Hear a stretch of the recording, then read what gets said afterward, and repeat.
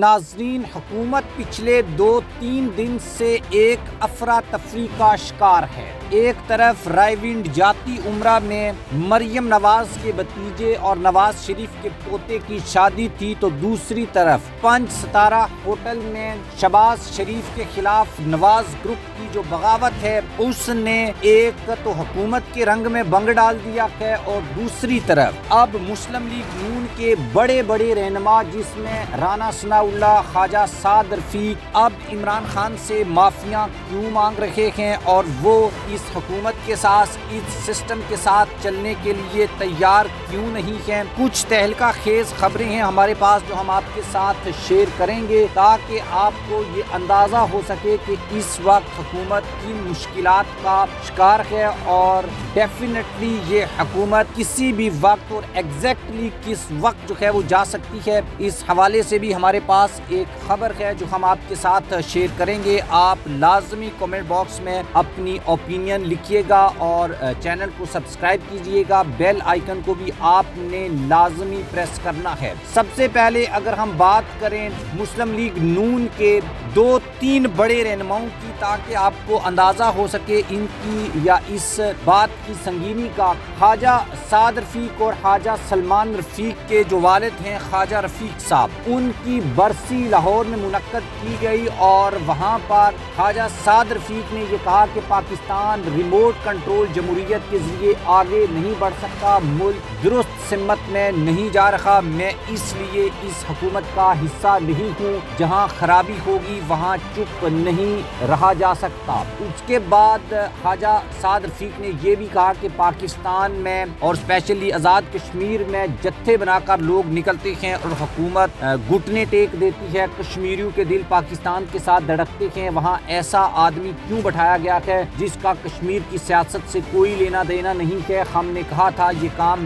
نہ کریں، لیکن ہماری تو کوئی بات نہیں سنتا۔ ہم کب تک ڈرائنگ روم میں بیٹھ کر آوازاری کریں گے؟ ہمیں بات کرنی پڑے گی۔ کون بات کرے گا؟ میں اس لیے حکومت کا حصہ نہیں ہوں، میرے ساتھیوں کو معلوم ہے اس بات کا، میں بالکل بھی اپنی پارٹی کے اندر ہوں، مگر جہاں خرابی ہوگی وہاں چپ نہیں رہا جا سکتا، اس پر بات کرنا پڑے گی۔ انہوں نے کہا کہ نئی امریکن انتظامیہ کو عمران خان سے کوئی دلچسپی نہیں ہے، ان کا انٹرسٹ وہی ہے جو امریکہ استعمار کا انٹرسٹ ہوتا ہے، یعنی پاکستان کا ایٹمی پروگرام۔ اس کے بعد وہاں پر رانا ثناء اللہ نے بھی بات کی، اور مذاکرات کے حق میں انہوں نے اپنا ووٹ ڈالا، اور یہ کہا کہ اگر آج بھی پاکستان کے 3-4 بڑے پولیٹیشنز عمران خان، نواز شریف، آصف زرداری بیٹھ جائیں تو سلوشن نکل سکتا ہے مذاکرات کے ذریعے، اور پاکستان کے 70 سالوں کے جو مسائل ہیں وہ حل ہو سکتے ہیں۔ اور سعد رفیق نے یہ بھی بتایا کہ کس طریقے سے، کس طرح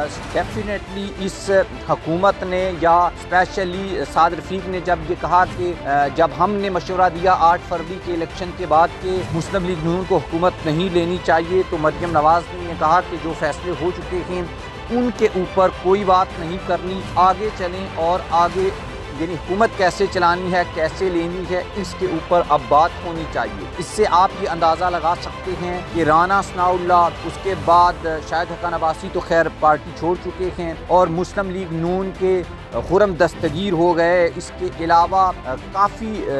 جاوید لطیف ہو گئے، یہ لیڈرز جو ہیں وہ اب اس حکومت کے ساتھ تو بالکل بھی نہیں ہیں، لیکن وہ اب لوگوں کو بھی یا مزید مسلم لیگ نون کے لیڈرز کو بھی قائل کر رہے ہیں کہ وہ اس حکومت کا حصہ نہ رہیں۔ اس کے پیچھے اصل ریزن کیا ہے، اور یہ یعنی نون لیگ اب کیوں جو ہے وہ حکومت کا حصہ نہیں رہنا چاہتی یا حکومت سے نکلنا چاہتی ہے، اس کے بارے میں ایک جرنلسٹ ہیں اسد طور، انہوں نے یہ بات کہی، اور یہ بات کسی حد تک درست بھی ہے کہ آج اگر مسلم لیگ نون الیکشن میں جاتی ہے تو ان کے پاس 10 سیٹیں بھی نہیں جیت سکتے، یہ 10 سیٹیں بھی یہ نہیں جیت سکیں گے۔ اس سے آپ اندازہ لگا لیں کہ عوامی لیول کے اوپر مسلم لیگ نون جو ہے وہ کتنی ان پاپولر ہو چکی ہے، اور